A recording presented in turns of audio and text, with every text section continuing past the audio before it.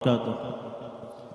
الحمد لله وكفى وسلام على عباده الذين اصطفى أما بعد فأعوذ بالله من الشيطان الرجيم بسم الله الرحمن الرحيم. সম্মানিত উপস্থিতি, আসলে আজকের এখানে দীর্ঘ সময় অনেক উলামায়ে কেরাম আলোচনা বিভিন্ন আকীদার উপরে করেছেন। আমি সংক্ষিপ্ত একটি প্রশ্নের জবাব আপনাদের সামনে তুলে ধরতে চাই। আমাদের অনেকের প্রশ্ন হলো হিজবুত তাওহীদ এই শব্দের অর্থ কী? স্বাভাবিকভাবে হিজবুত তাওহীদ এটা প্রচার করে থাকে। হিজবুত তাওহীদ মানে হলো ঈমানের দল। এটা একটা ডাহা টাটকা ফরমালিন মুক্ত মিথ্যা কথা। হিজবুত তাওহীদ শব্দের অর্থ হলো হিজবু তাওহীদিল আদিয়ান। হিজবু তাওহীদিল আদিয়ান অর্থাৎ সকল ধর্মের সমন্বয়ে সম্রাট আকবরের মতো দ্বীনে ইলাহির মতো একটা নতুন ধর্মের নাম হলো হিজবুত তাওহীদ।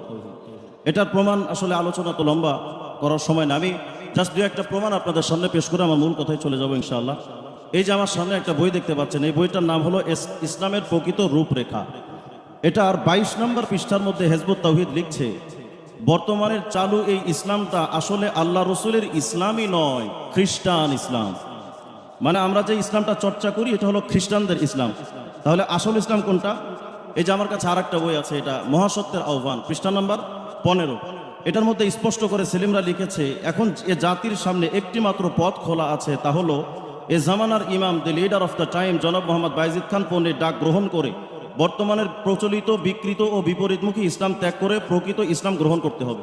তার মানে এখন যদি কেউ প্রকৃত ইসলাম গ্রহণ করতে চায় তাহলে তার জন্য শুধুমাত্র একটা পথ খোলা আছে, সেটা হলো হিজবুত তাওহীদ মতবাদ গ্রহণ করা।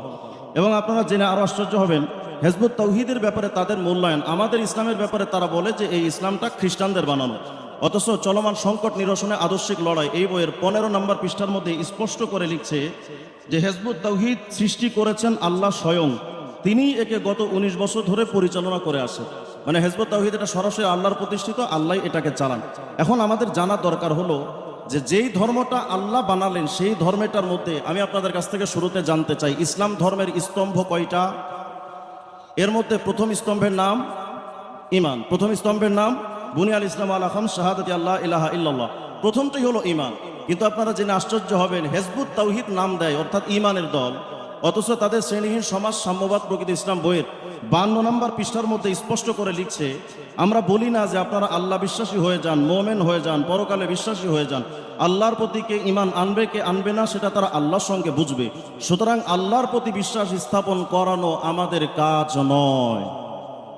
তাহলে আমি বলতে চাচ্ছি, যেটা যাদের মিশনের মধ্যে ঈমানটাই নাই সেই মিশনটা নিশ্চয়ই আল্লাহর তৈরি নয়, ওটা শয়তানের তৈরি করা। সুতরাং সেই দৃষ্টিকোণ থেকে এদেরকে হিজবুত তাওহীদ না বলে হিজবুত শয়তান বলাটাই যুক্তিসঙ্গত। দেখেন, আমরা একটু দেখি যে তাদের ধর্ম হিজবুত তাওহীদটাকে তারা মূল বলতে চায়। প্রথম আমরা দেখলাম তাদের ধর্মের মিশনের মধ্যে ঈমানটাই নেই। দ্বিতীয় নাম্বার, আমার হাতে একটা পত্রিকার কাটিং দেখতে পাচ্ছেন। এই যে এই পত্রিকার কাটিংটা হলো দৈনিক সাপ্তাহিক দেশের পত্র সাপ্তাহিক সংকলন, সংখ্যা নাম্বার 24, পৃষ্ঠা নাম্বার 25।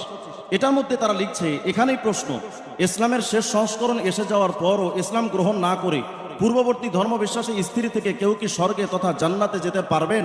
এর জবাব হচ্ছে হ্যাঁ, অবশ্যই তাদেরও জান্নাতে যাওয়ার পথ খোলা আছে। তার মানে বর্তমানে হিজবুত তাওহীদ বোঝাতে চায় যে শুধু ইসলাম নয়, যে কোনো ধর্ম পালন করে জান্নাতে যাওয়া যায়। আমি জানতে চাই, একটু আগে হিজবুত তাওহীদ দাবি করলো তাদের হিজবুত তাওহীদটাই আসল ইসলাম। যেই হিজবুত তাওহীদের ঈমান মিশনের মধ্যে ঈমান নাই, সেটা কি আসল ইসলাম না ভুয়া? বলেন, আসল ইসলাম না ভুয়া? যাদের ধর্মের বিশ্বাস হলো বর্তমানে শুধু ইসলাম নয়, যে কোনো ধর্ম পালন করে জান্নাতে যাওয়া যায়, সেই হিজবুত তাওহীদ আসল ইসলাম না ভুয়া? যারা ইসলাম শুধু নাম থাকবে বইয়ের 131 নম্বর পৃষ্ঠার মধ্যে লিখেছে দাড়ি টুপি পাগড়ি জুব্বার সাথে ইসলামের সম্পর্ক নাই। যারা বলছে বোরখা এটা শয়তানের আবিষ্কার করা। যারা বলছে যে রাসূলুল্লাহ সাল্লাল্লাহু আলাইহি ওয়াসাল্লাম আজও রাহমাতুল লিল আলামিন হতে পারে নাই। যারা বলছে কবিরা গুনাহ করলেও কিয়ামতে কালেমা পড়নেওয়ালা জান্নাতে যাবে, সে জাহান্নামে যাবে না, অর্থাৎ কিয়ামতে কবিরা গুনাহরও হিসাব দেওয়া লাগবে না। আমি জানতে চাই, ওরা কি আসল ইসলাম না ভুয়া? হিজবুত তাওহীদের আকীদা নিয়ে যথেষ্ট আলোচনা হয়েছে, এখানে আমাদের লম্বা আলোচনার সুযোগ নেই। যেহেতু আমাদের আজকে এখানে আমির হেফাজত সহ আমাদের বুজুর্গ ওলামায়ে কেরাম আছেন, আমি একটি কথা স্পষ্ট করে এখানে বলতে চাই, আমার কাছে বিশেষ করে অনেকে প্রশ্ন করেন যে হিজবুত তাওহীদের এত শক্তি এলো কোত্থেকে? এর সরল এবং সহজ উত্তর হলো, হিজবুত তাওহীদের কোনো শক্তি নাই, শক্তি শুধু একটাই, আমাদের নীরবতা। সুতরাং ওলামায়ে কেরামকে জাগতে হবে।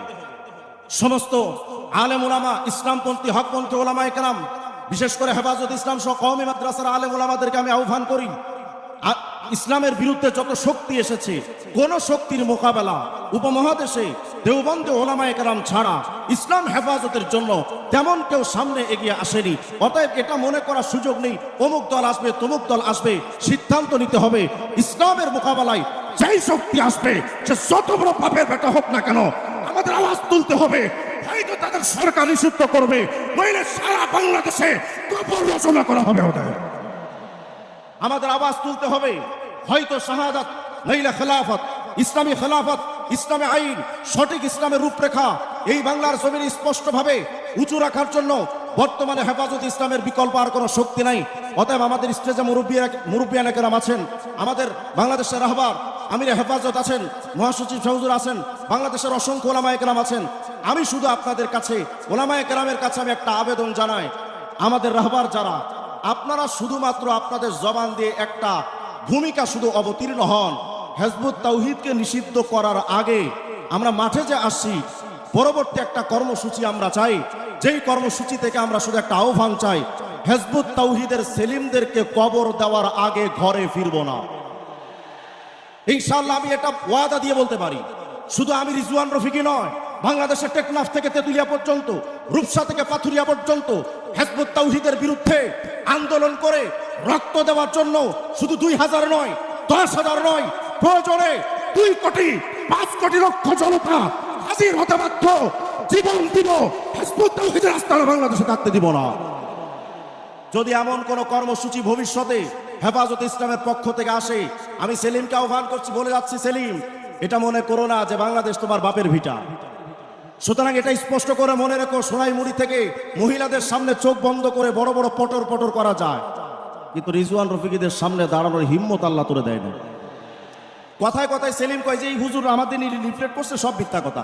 আমাদের অবস্থা সেলিমের কাছে এমন, আমি যদি বলি সেলিম তোর বাপ হালাল বা তুমি হালাল জাদা, ও কবে এটাও মিথ্যা কথা। মানে আমরা হুজুররা আলেম ওলামারা যা বলবো সেটাই মিথ্যা কথা। আমি ওপেন চ্যালেঞ্জ করছি। উত্তরে আমাদের কেফায়েতুল্লাহ আজহারী সাহেবরা 3 লক্ষ লিফলেট ছাপিয়েছেন, মিঠাপুকুরে লিফলেট ছাপানো হয়েছে, নোয়াখালীতে লিফলেট ছাপানো হয়েছে, বাংলাদেশে যত লিফলেট ছাপানো হচ্ছে যেটা আমার দৃষ্টিগোচরে আছে, সেলিম তুমি এটা ক্যামেরার সামনে আর মহিলাদের সামনে চ্যালেঞ্জ ছোড়া দরকার নাই। শুধু একটা ডেট চাই, শুধু একটা তারিখ আর সময় চাই। আমি ওয়াদা দিচ্ছি আমি কাউকে নিব না, আমি একা যাব। জমিনে বসতে চাও, পাতালে বসতে চাও, আসমানে বসতে চাও, হাওয়ায় বসতে চাও, স্বপ্নে বসতে চাও, দৃষ্টিগোচরে বসতে চাও, স্থলে বসতে চাও, জলে বসতে চাও, সেলিম তুমি মনে রেখো তোমার বাংলাদেশের সংসদ ভবন থেকে নিয়ে তোর বেডরুম পর্যন্ত বসার জন্য আমরা প্রস্তুত আছি। আমাদের চ্যালেঞ্জ থাকবে শুধু একটা, আমি ব্যক্তিগতভাবে চ্যালেঞ্জটা করে যাই, যদি তোমাদের মতবাদ কুফরি আর শিরকে ভরা প্রমাণ করতে না পারি, আমি হিজবুত তাওহীদ গ্রহণ করব। আর যদি প্রমাণ করতে পারি, আমি বেশি কিছু চাবো না, সোনাইমুড়ি থেকে আমাদের গাজীপুর পর্যন্ত তুই 14 গোষ্ঠী সহ নাকে খত দিবি। যদি হিম্মত থাকে মিডিয়ার সামনে, আমি আজকে স্পষ্ট সাক্ষী রেখে বলে যাচ্ছি, যারা মুসলমানদের বেঈমান। আর একটা বিষয় আপনাদের সামনে না দেখালেই নয়, এই যে আমার সামনে একটা বই আছে ওদের, এটার নাম হলো গঠনতন্ত্র। এই গঠনতন্ত্রের 71-73 নম্বর পৃষ্ঠা যদি পড়েন, তাহলে এখানে আশ্চর্য একটা জিনিস দেখবেন, যেটা হতভম্ব হওয়া ছাড়া কোনো উপায় নাই। স্পষ্ট করে 73 নম্বর পৃষ্ঠায় তাদের অঙ্গীকার নামাটা পাবেন।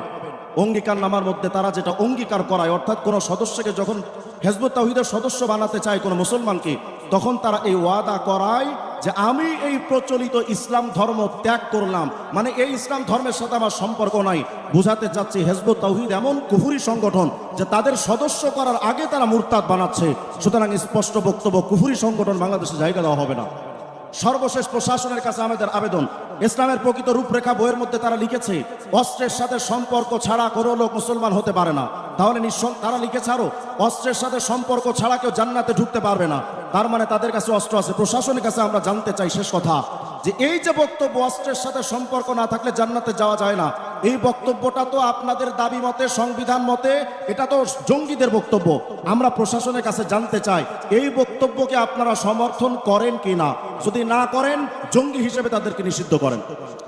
আর যদি এটাকে সমর্থন করেন যে অস্ত্র রাখা যাবে, তাহলে প্রশাসনদেরকে আমি বলি এই অনুমতিটা আমাদেরকেও দিয়ে দেন। খোদার কসম আপনাদের লাগবে না, আমরা নিজেরাই যথেষ্ট। আল্লাহ তাআলা আমাদের সকলকে হিজবুত তাওহীদের ফিতনা থেকে হেফাজত করেন। আসসালামু আলাইকুম।